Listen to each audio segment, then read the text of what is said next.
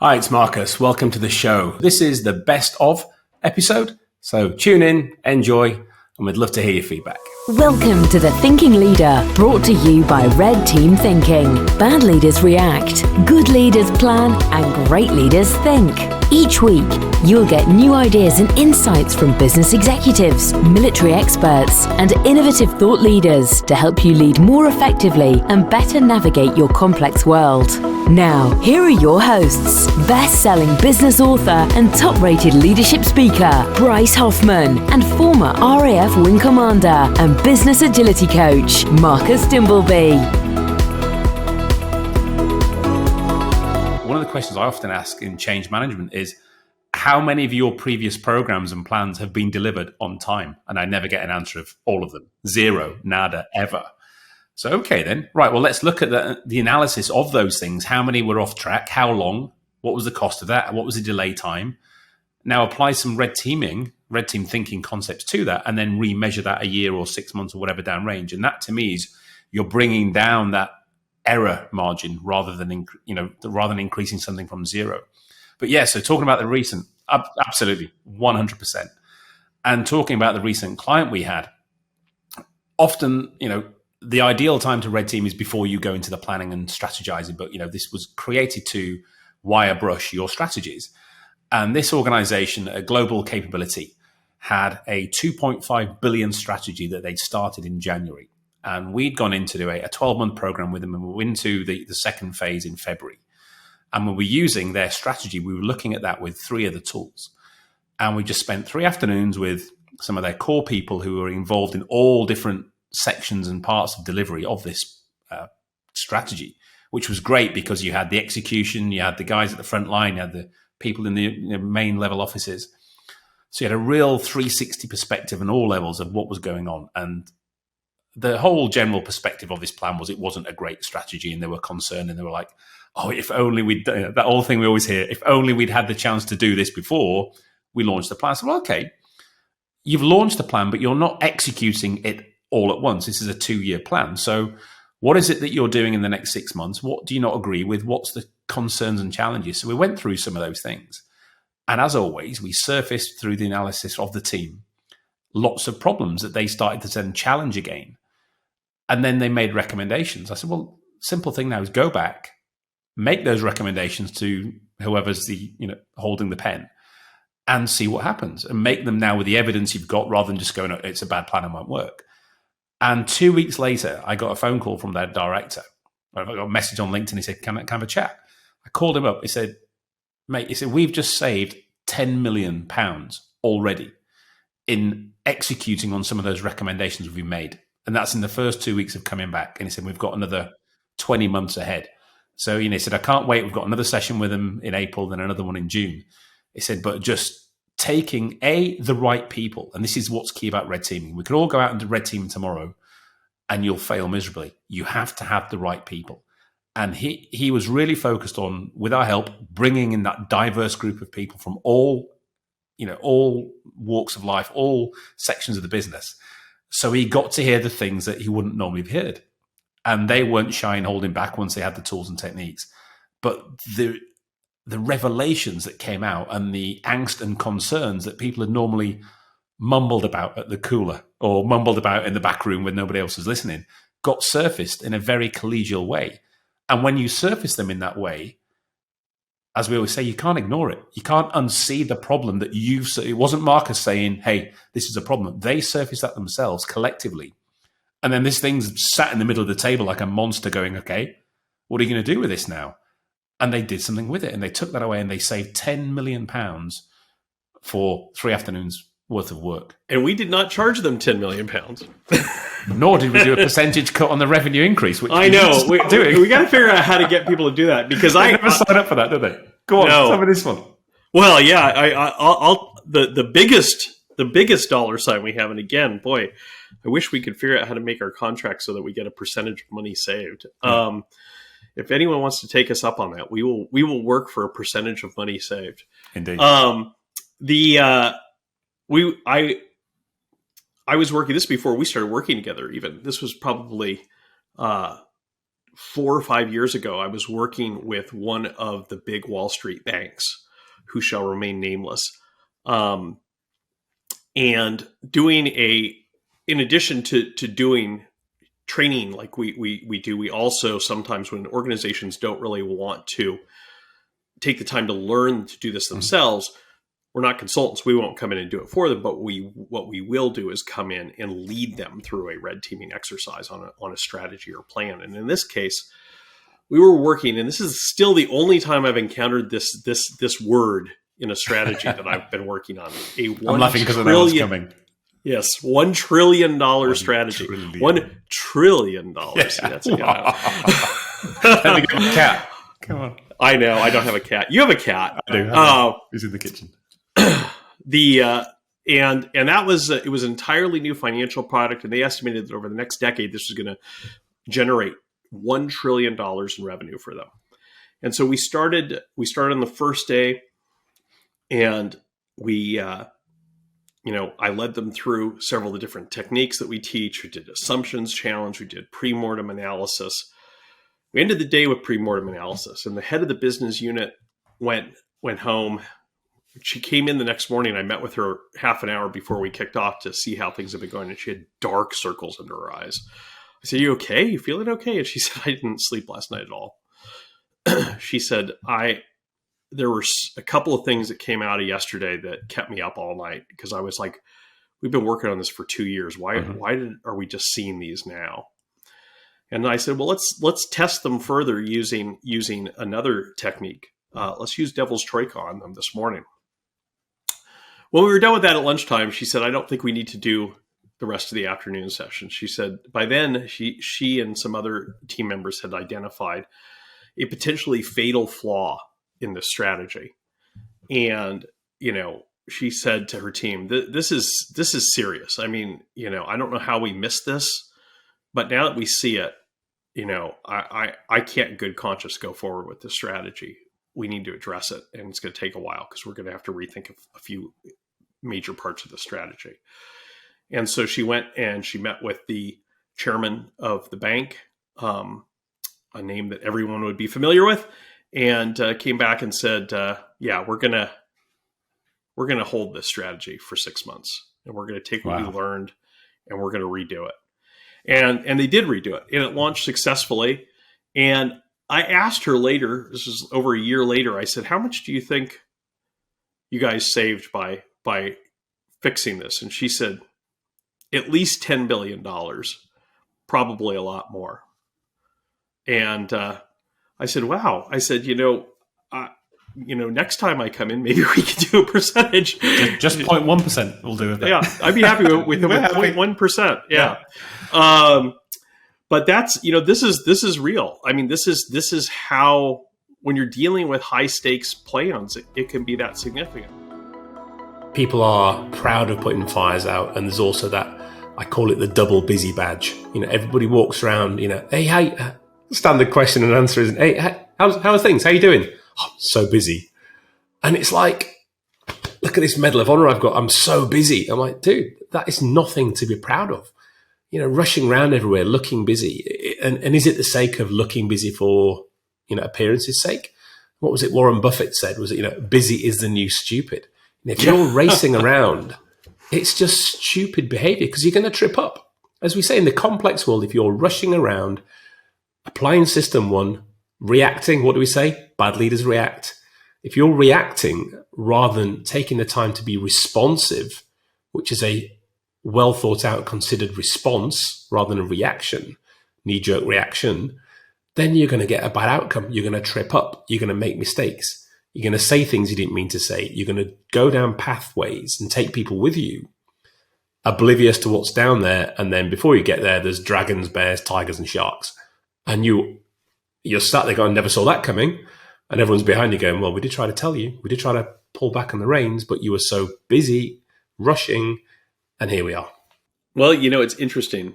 When Alan Mullally was on our show, he made the point that, when he was in the midst of saving Ford Motor Company during the global financial crisis, people used to always say, oh, you must be working around the clock and burning the midnight oil. And he was like, nope, I'm home every day at 6:30 because the most important thing," he said on the show, he said, "the most important thing as the leader is that I show up fresh the next day, not running around with my hair on fire, and calm and able to tackle what tomorrow's problems are in a deliberate and calm sort of way." And you can make effective decisions. If you've got the headspace, and this is why I think, to me, leadership is about that ability. We see, and we work with a lot of individuals, you see these leaders and the heads are almost fuzzing because there's so much going on.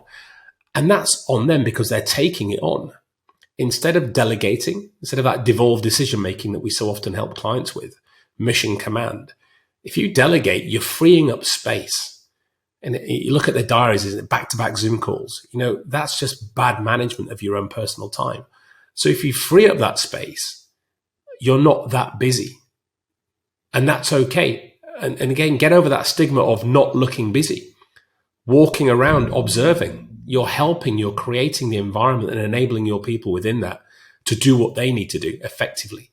If you're micromanaging everything, if you're hands on everything, if you're unable, I was working with an organization last year and they met the team. Like, hey, have you seen the boss? I said, yeah, I was just spent yesterday with them. Oh, great. How are they? Good. And I could see it. Why? Well, I don't know. It'd be nice to see them at some point. I was like, when did you last see them? 2 weeks ago. I'm like, really? And then I went to speak. Oh, I'm so busy, Marcus. Well, let's have a look at your diary, and then you get the guilt trip of that behavior. But this is where Alan had this nailed. And we talked to Ron, didn't we, a couple of weeks ago? Put yourself first.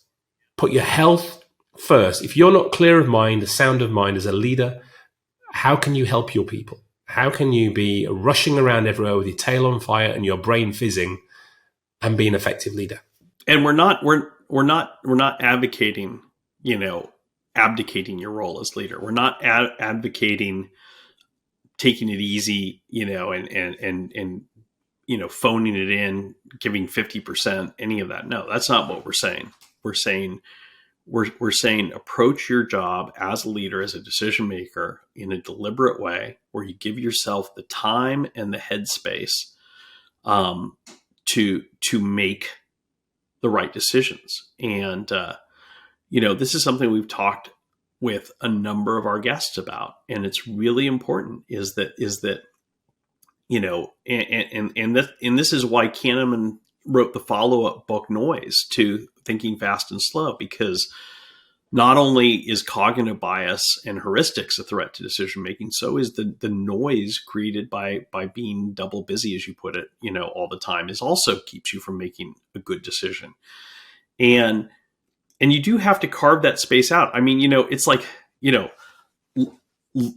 not that every single one of his decisions was perfect, because they weren't. But I mean, look at Churchill. I mean, Churchill famously stayed in bed half the day, and yet, and people would kind of be shocked at this. But he took a huge nap in the middle of the day. But then he got up fresh and worked late, and then but he paced himself, and people at the time, many people thought he was pacing himself to a fault, but it worked because what he was doing was giving himself the space to think. Doesn't that go back to what we talk about in the 4 principles of red teaming, that self-awareness and reflection? If you're not self-aware, doesn't matter how great you are at doing everything else. If everyone around you is watching you slowly start to implode and you can't see or sense that yourself, and we often, and men are awful for this, suicide rates for men are sky high because of this. We're the worst individuals. And heart attacks. We don't talk. And heart attacks too. Heart attacks, yeah. We bottle things up. We don't see it. We don't believe it can happen to us. And we don't really talk about these things either with our mates, with our work colleagues, with our family. And then boom, things happen and bad things happen.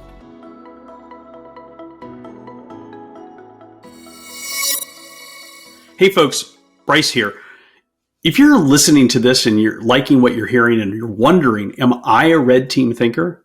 We have an easy way for you to find out. Just go to the show notes, click on the link there to our free assessment to find out if you are a red team thinker and what you can do to think more effectively, to lead more effectively, and to make better decisions faster in your complex world. Like I said, the link is in the show notes, or you can simply go to our website, redteamthinking.com.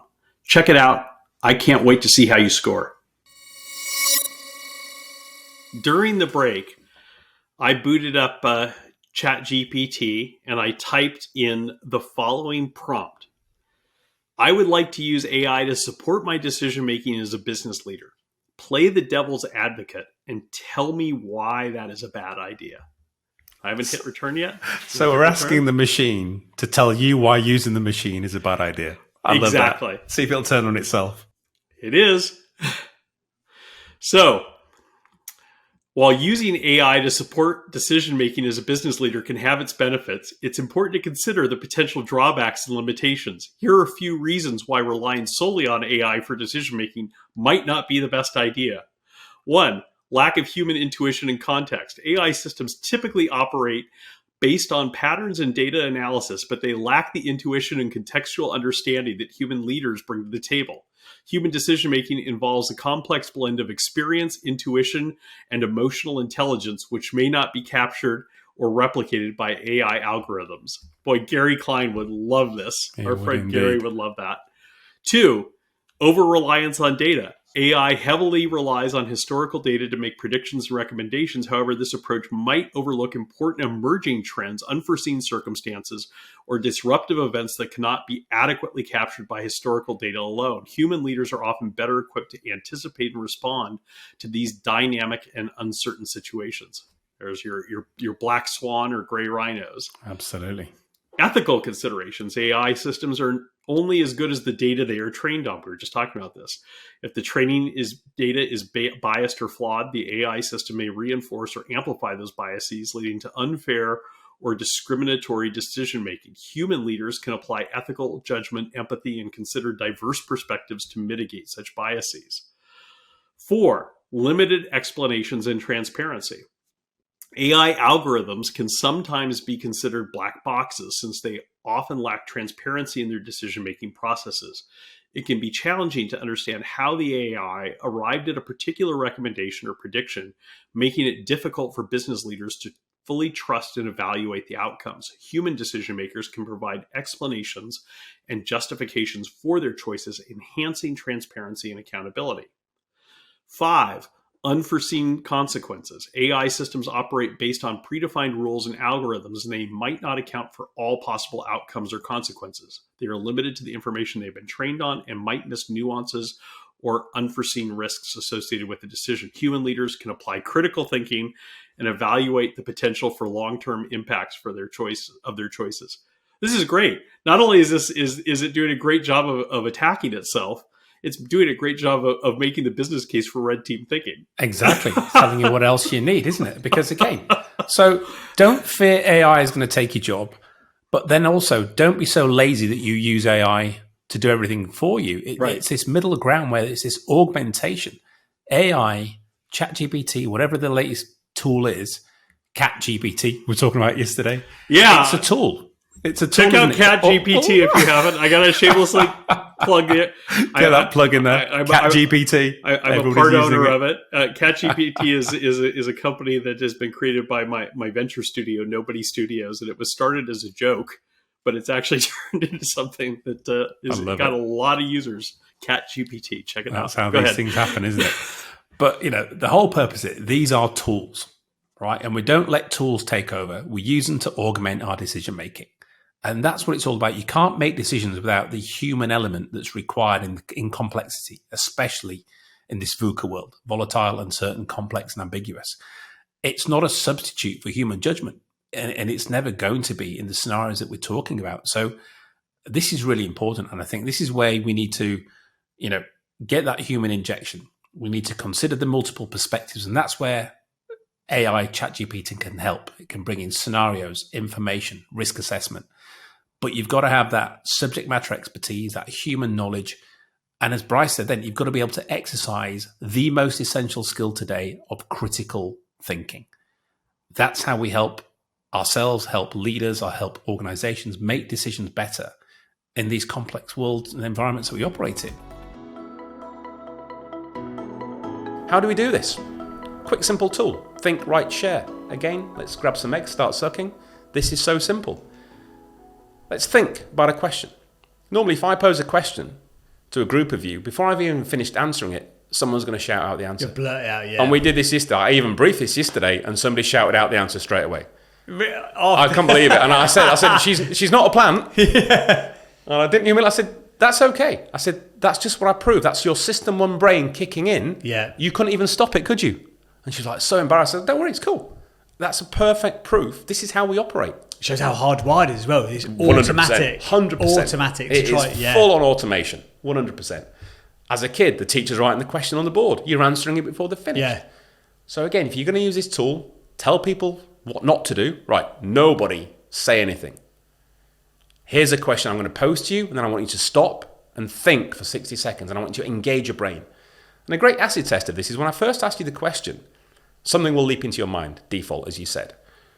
Is that answer the same after 60 seconds of thinking differently?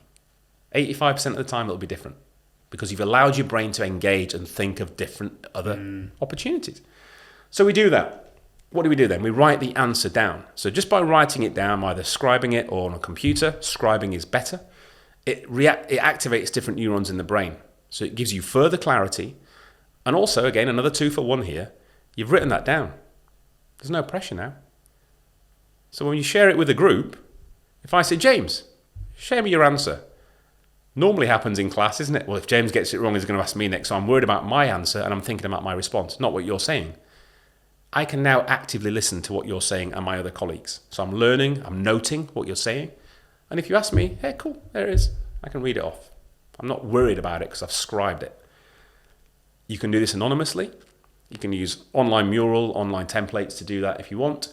Or in a group, all write down on a post-it note or a postcard with the same pens, and then either shuffle them all. So I get one, it could be mine again, it could be yours, I don't know. And we just read it out and we have a discussion about it.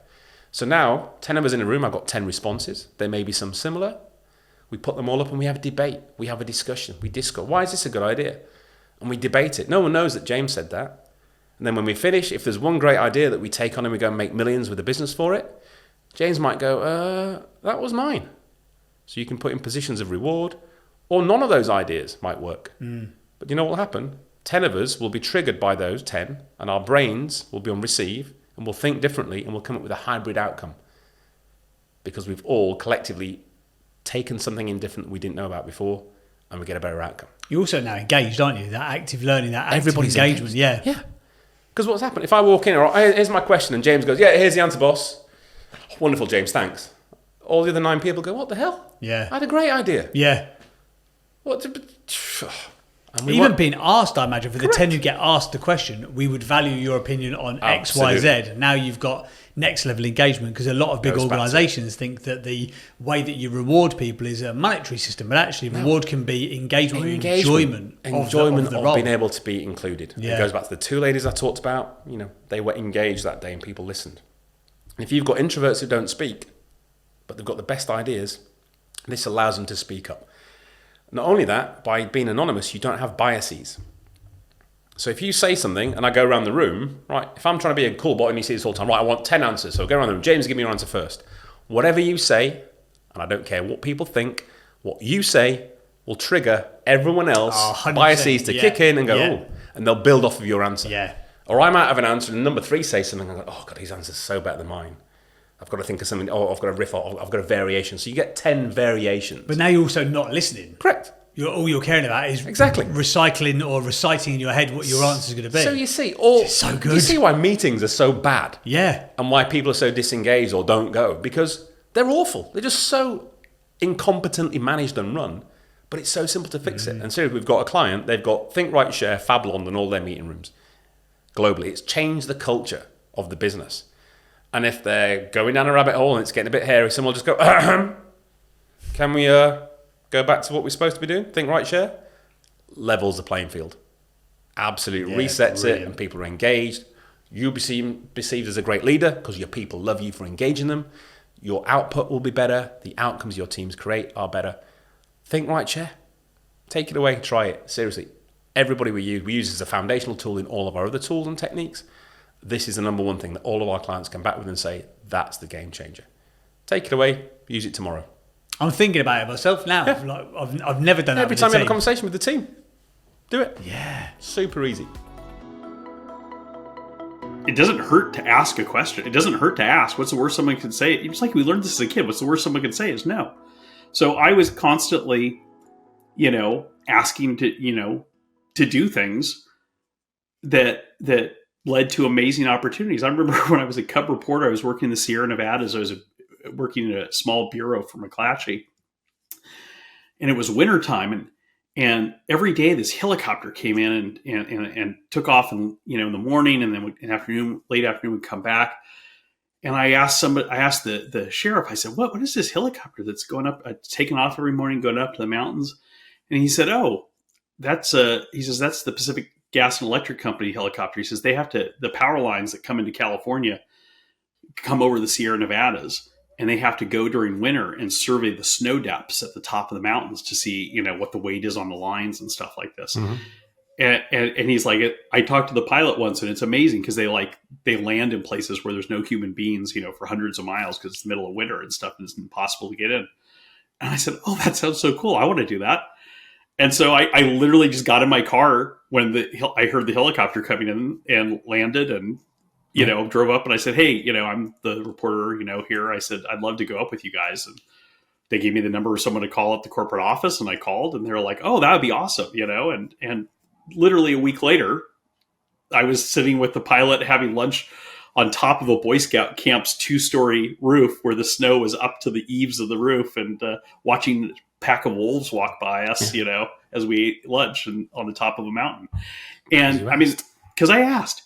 And then when I covered the automobile industry in Detroit, because it was there was such a big global press pool, people would always, I remember one time we went on a tour of a factory, and about Ford was just starting to build hybrid SUVs, and everyone filed the same exact story that said, Ford's launching its first hybrid SUV. It was the factory tour story. It was what the PR people told us as we walked around, and they wrote it off the press release they gave them. I wrote a story that the headline of my story was "Workers Struggle to Adapt to New Electric Vehicle Realities at Ford's Hybrid SUV Factory." It was all about how hard it was to install the batteries and stuff like this. And the next day, I got a call from one of my competitors, and he's like, "How the hell did you get that story?" He's like, who told you that? I said, the workers. He said, what workers? I said, the workers at the factory that we were at. He said, when did Ford let you talk to the workers? I said, they didn't. I said, when you guys were having lunch, I walked into the employee cafeteria and just started chatting with people and asking them how it was going installing these new batteries. And he said, but they didn't give us permission to do that. I said, I didn't ask. They didn't tell us not to. Exactly. I didn't ask. And, and I just think you have to cultivate that mindset in life of being willing to ask, being willing to show up, being willing, fill in the blank. Because if you just do that, and I know you've taught your kids this, they'll already be ahead of 9/10 of their peers. 100%. Say you ask 10 kids, why didn't you do this? Because the answer would have been no. Why didn't you ask? Because it wouldn't have happened. And as you said, well, you don't know until you ask. And then when they do say no, reattack, be persistent, come up with a better argument. And that's what my kids now, when they want something from me, they'll come to I know when they want they don't come out. I know I struggle to win arguments now, but they never come to me with an ask. They come to me with a clever question. I love that. As soon as I get a question, they're like, yep. Dad, where are we going to be on the 5th of July? I'm like, why? Why? 5 whys. Yep. But it's a great, and I know where we're going with it, but it's a game I play because it's great to see them thinking that way and following this very different way of getting a compromise, getting a solution that's often the one they want or engineered towards their liking rather than the big no that they often get if they ask their mother. I love that. When you're looking at now recruiting Gen Z, Gen Z for this side of the pond, this generation are more likely to challenge. They're less tolerant of the BS. But if you don't give them that capability to speak up, if you don't give them an opportunity or a sounding board, then what are they going to do? They're going to leave. They're going to go and find an organization that will do that, that will engage them, because that's ultimately what people want. I want to be engaged in the workplace. When I get up in the morning, I don't think I'm just going to go to work today, do the bare minimum, keep my head down and not have a thought in my brain that's going to be of value. I don't think, well, clearly there will be some out there, but I don't think the majority of people think that way. I think people want to get up. They want to make a difference. They want to do good in the world. They want to help people. They want to have ideas and they want to be heard and share them. And they want to see that they're making a difference. Right. Making a difference. And, you know, what do we see, though, in employee engagement surveys time and time again? 21%. The last round of Gartner scores were 21% of employees are engaged in the workforce. I think it was 79% are disengaged. And of that 79%, 15 are actively sabotaging your company. It's crazy. And this is you know, this goes back to why are those 15% actively sabotaging your company? Well, this is what I experienced firsthand when I was a business journalist.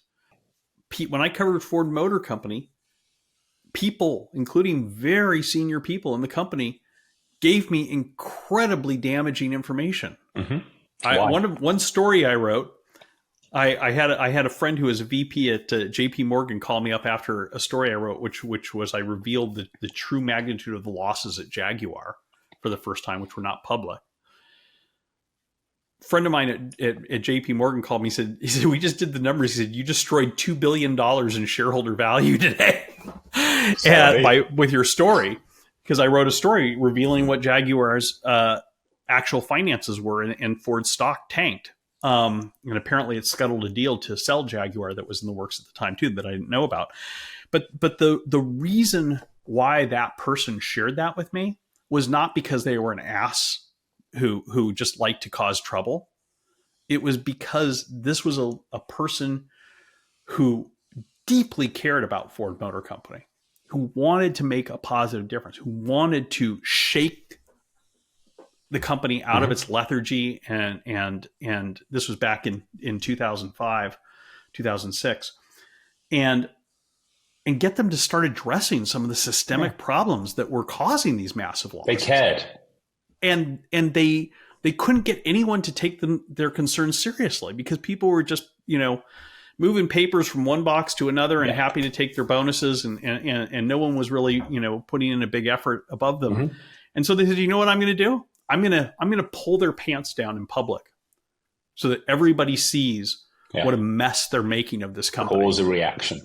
And that's gonna shame them, I hope, into fixing it. Mm-hmm. And so you see that happening all the time. And so this person, I guarantee you, if this person had been listened to, when this person shared their concerns with senior leaders, which they had many, many times, and said, you know, I think we need to do something to address it. Here are my ideas. I'd like to share them with you. If the response had been, yeah, let's have a conversation about that. You're right. We can't go on like this. That person would have never in a million years shared that with me.